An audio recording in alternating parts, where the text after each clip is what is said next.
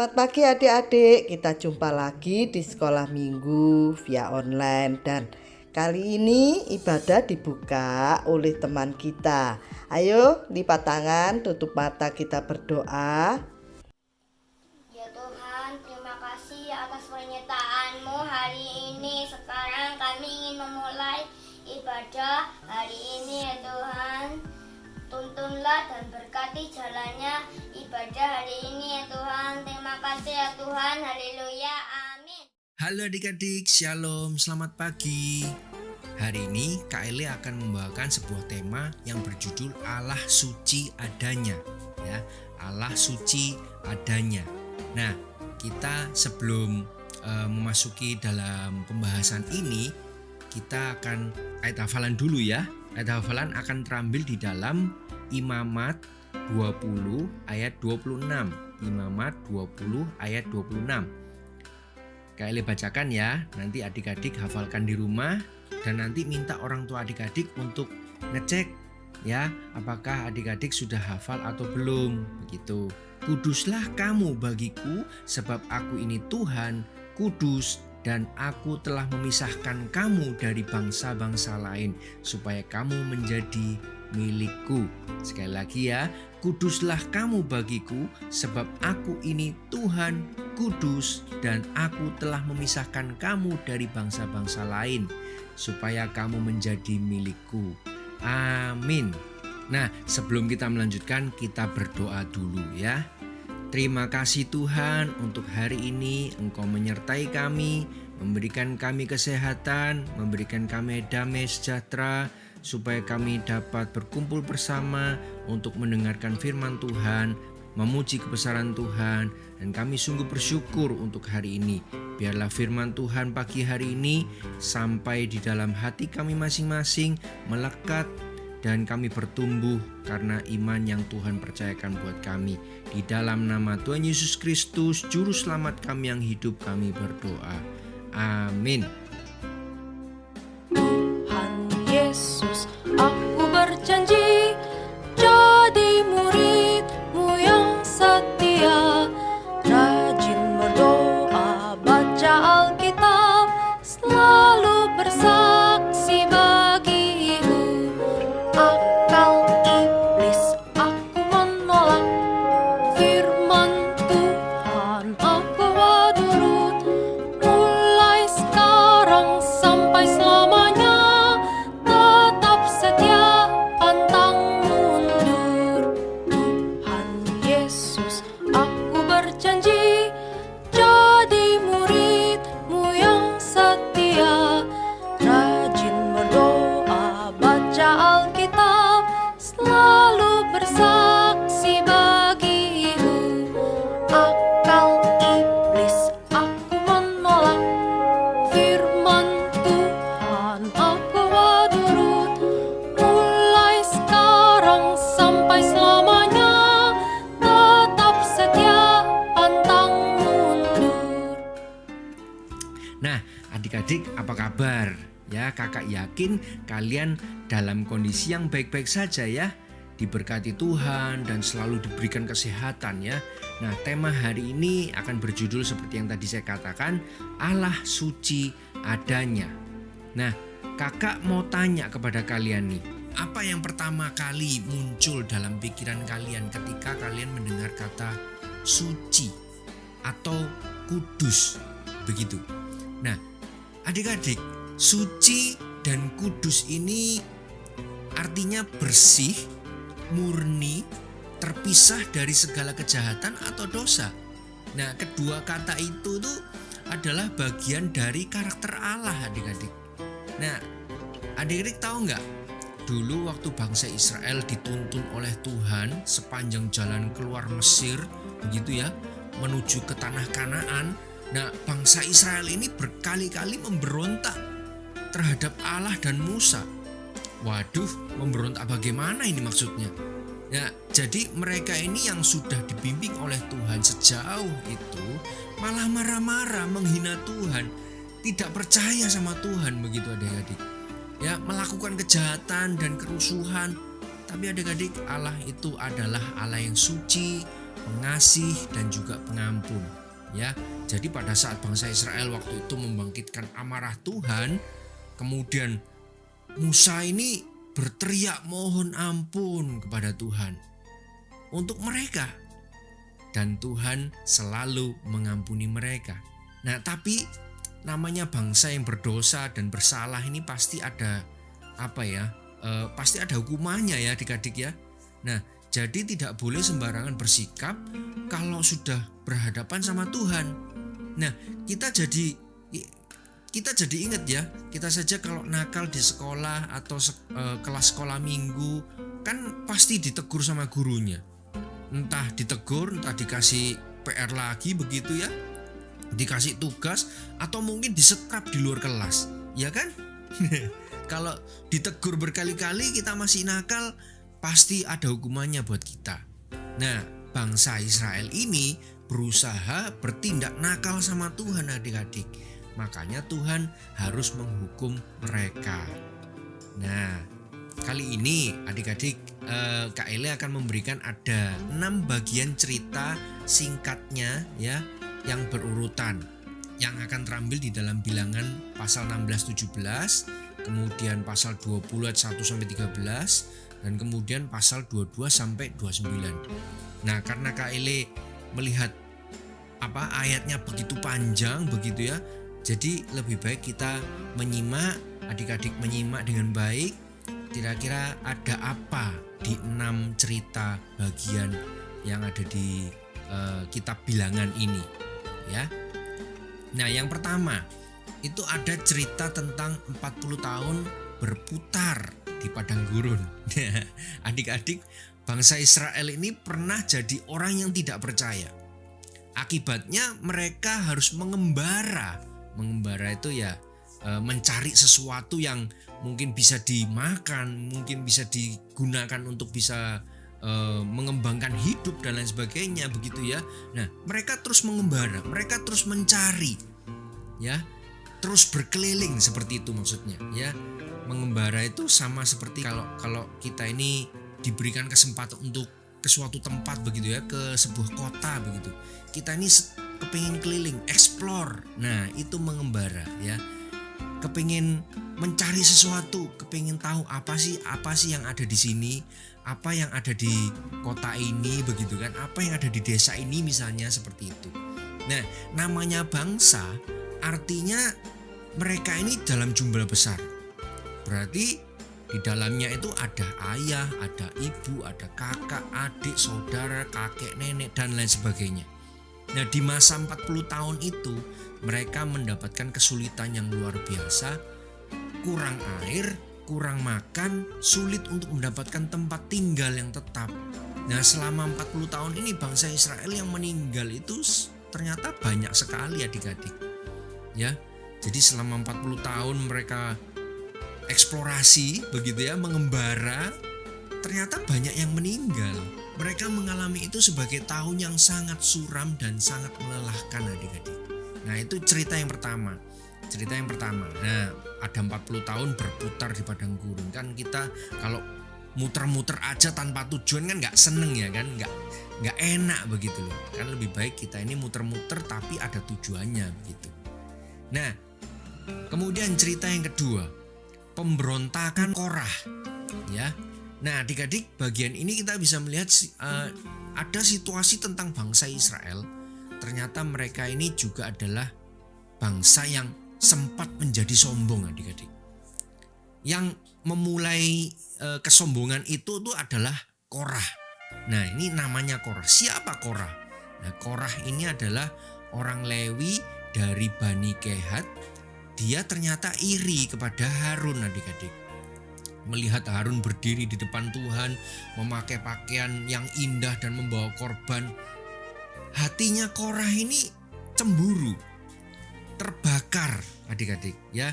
Dia jadi cemburu, apakah kita tidak semuanya kudus? Bukankah semua orang bangsa Israel sama-sama dipisahkan untuk Tuhan? Nah, kata Korah itu seperti itu. Nah, terus Korah ini cari teman yang sepikiran sama dia, yang didapatkan adalah si Datan dan Abiram dari suku Ruben. Terus akhirnya mereka bertiga ini mengumpulkan 250 pemimpin lainnya.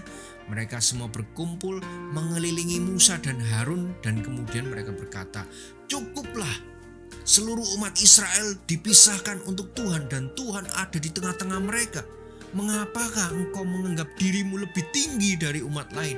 Waduh, ini sebuah ucapan yang menyinggung Musa dan Harun banget ya adik-adik ya.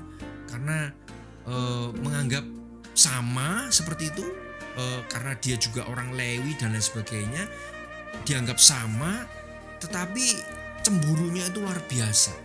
Nah, adik-adik, ada yang kita perlu pelajari di sini ya. Ada beberapa pertanyaan. Apakah benar bahwa seluruh umat Israel dikhususkan untuk Tuhan? Memang benar jawabannya. Ya, terus kemudian kedua, apa benar bahwa Tuhan ada di tengah-tengah mereka? Benar pasti, ya.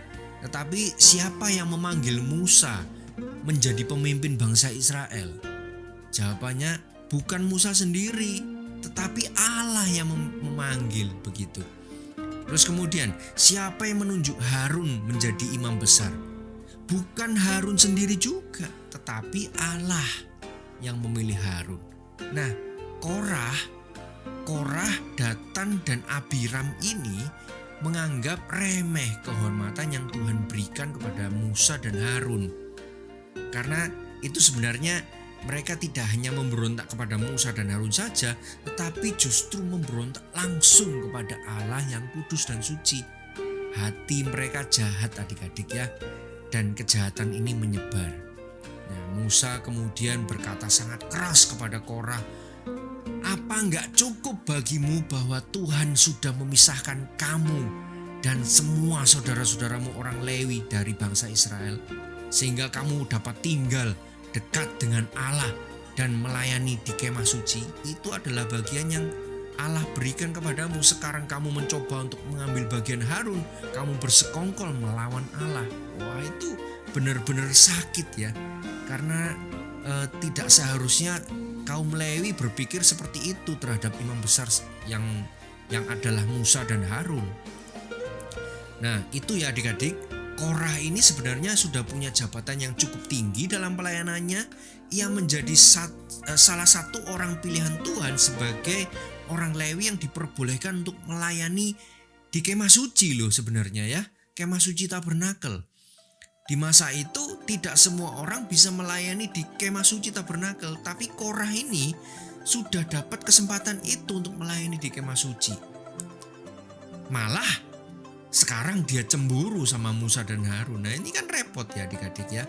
Nah, oleh sebab itu adik-adik, karena mereka sudah melakukan hal ini ya, jadi waktu paginya mereka berdiri dengan membawa bara di tangannya, kemudian kemuliaan Allah nampak. Allah berfirman kepada Musa dan Harun apa yang harus dilakukan. Musa pergi ke kemahnya Korah, Datan, dan Abiram, kemudian diikuti oleh tua-tua Israel. Dia memanggil dengan suara keras, "Biarlah seluruh bangsa Israel menjauh dari kemah Korah dan Abiram dan Datan.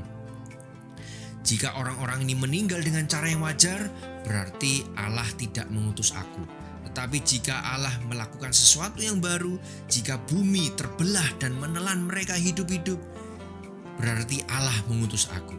Baru saja Musa menyelesaikan bicara, tiba-tiba tanah itu di mana mereka berdiri terbelah dan menelan mereka, dan segala yang mereka miliki itu masuk ke dalam bumi itu hidup-hidup, dan bumi menutup mereka. Wih, itu ngeri banget ya adik-adik ya.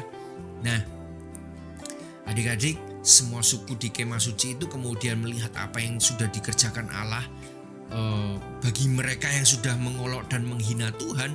Barulah mereka dirundung dengan ketakutan yang begitu dalam, gak ada lagi yang berani adik-adik ya. Terus kemudian ternyata itu belum selesai. Keluarlah api yang berasal dari Tuhan menimpa 250 orang yang direkrut sama Korah, Datan, dan Abiram ini, membakar mereka sampai mati. Nah, ada seorang yang bernama Eleazar. Dia ini adalah anak dari Harun ya. Ia harus mengambil 250 abu mereka. lalu menempanya menjadi lapisan untuk mezbah bakaran persembahan di pelataran kemah suci. Di sana mereka akan dijadikan tanda kekudusan bagi Allah yang menghukum kejahatan dan pemberontakan mereka hari itu. Wah, itu cerita kedua ya, sangat mengerikan karena mereka yang sudah memberontak kepada Tuhan justru malah dihancurkan sama Tuhan. Nah, terus kemudian cerita ketiga, tongkat Harun berbunga. Ya. Nah, peristiwa ini juga peristiwa ketiga yang dialami oleh bangsa Israel, Musa dan Harun, ya. Di dalam kondisi ketakutan bangsa Israel ini, mereka juga pasti ada yang merasa ragu, juga pasti ada yang sudah yakin juga bahwa yang memilih Musa dan Harun itu adalah Allah sendiri, ya. Supaya tidak ada keraguan itu lagi tentang siapa yang dipilih Tuhan sebagai imam besar, Tuhan akhirnya melakukan mujizat lain, adik-adik. Pemimpin setiap suku harus sudah menyerahkan sebuah tongkat yang dinamai dengan nama pemimpin suku mereka. Pada tongkat suku Lewi tertulis nama Harun. Nah, kemudian pagi berikutnya tongkat orang yang dipilih oleh Tuhan akan bertunas, dan dengan demikian semua keluhan mereka melawan pemimpin yang dipilih Tuhan dapat dihentikan. Terus Musa menempatkan 12 tongkat di depan tabut perjanjian di tempat Maha Kudus itu, dan ternyata adik-adik mereka menyaksikan Musa yang membawa 12 tongkat itu keluar dari kemah suci dengan terheran-heran. Ada 11 tongkat nampak seperti semula, tetapi tongkat ke-12 bertuliskan nama Harun itu bertunas. Wah, jadi ngeluarin bunga yang indah adik-adik dan berbuah. Akhirnya orang-orang merasa sangat malu karena mereka masih meragukan Harun sebagai imam besar yang dipilih oleh Allah. Kemudian tongkat Harun yang berbunga itu ditaruh di tabut perjanjian.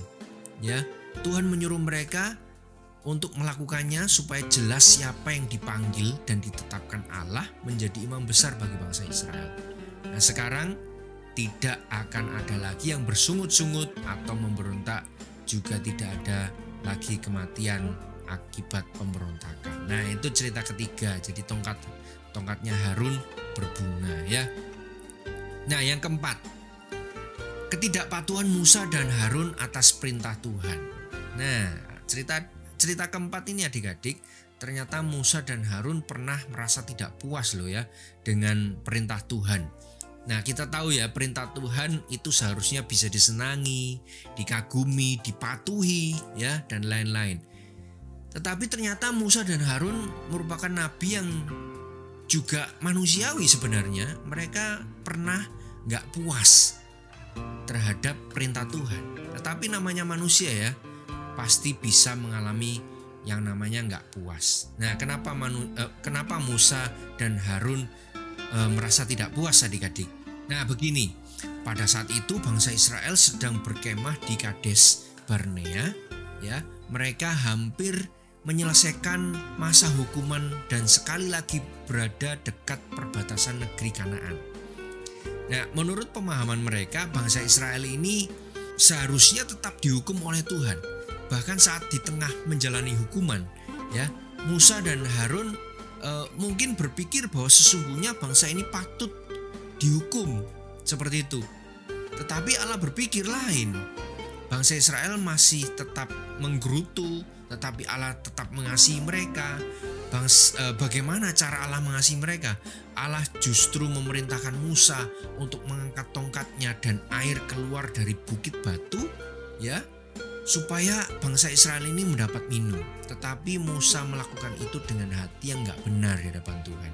Jadi mereka berdua ini, kenapa kok bisa begitu gitu loh. Mikirnya kok, kenapa Tuhan kok begitu mengasihi mereka, padahal mereka ini, bangsa Israel ini sudah memberontak sedemikian rupa, tetapi Tuhan tetap mengasihi mereka, begitu. Mereka gak terimanya itu seperti itu.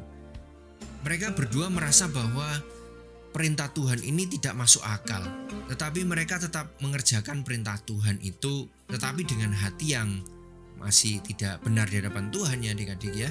Oke, nah kemudian cerita kelima. Nah ini adalah hukuman bagi Musa dan Harun yang sebelumnya ini sempat merasa tidak puas dengan perintah Tuhan.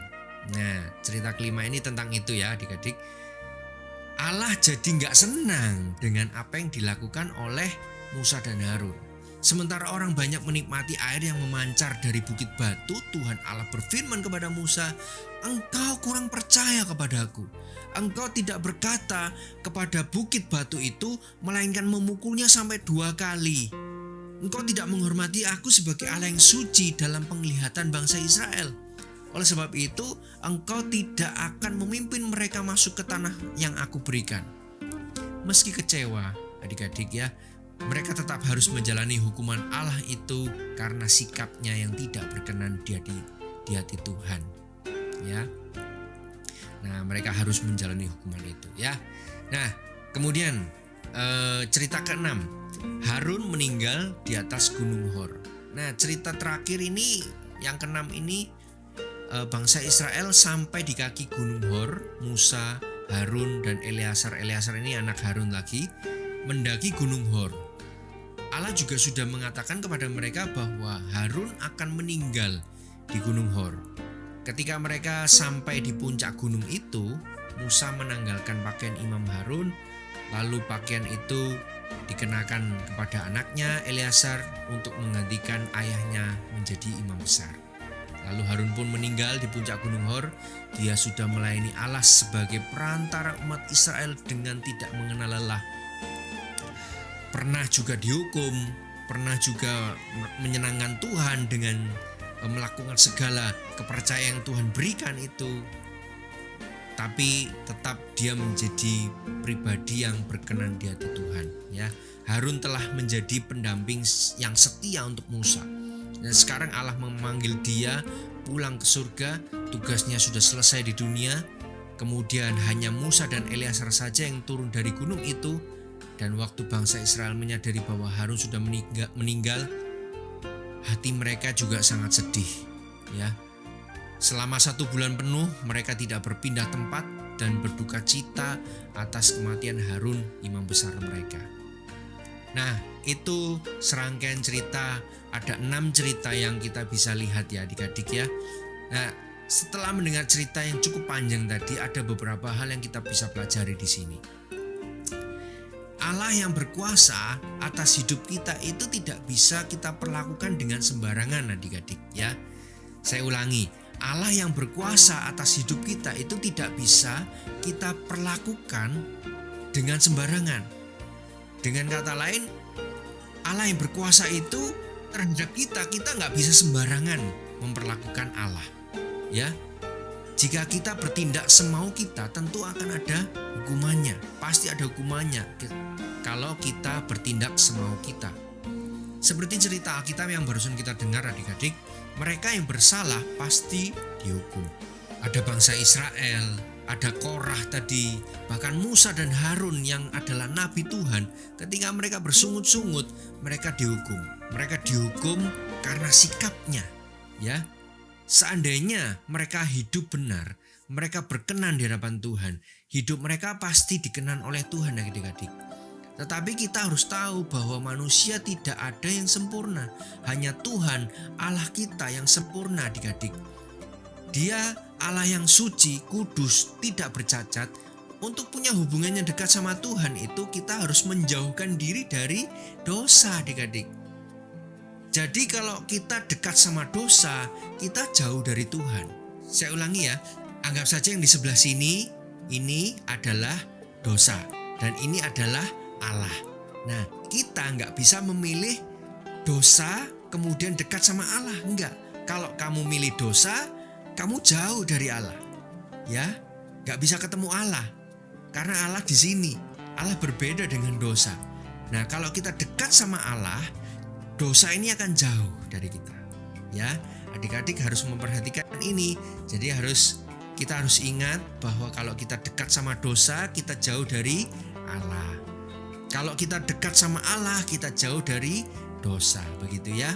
Yang jelas kita tetap harus selalu mencari Tuhan kemanapun, dimanapun, apa yang kita pikirkan dan lakukan dan doakan, kita tetap harus mencari Tuhan kemanapun kita pergi, ya. Oke, firman Tuhan sampai di sini adik-adik. Semoga kita semua diberkati oleh Tuhan dengan kekuatan kesehatan.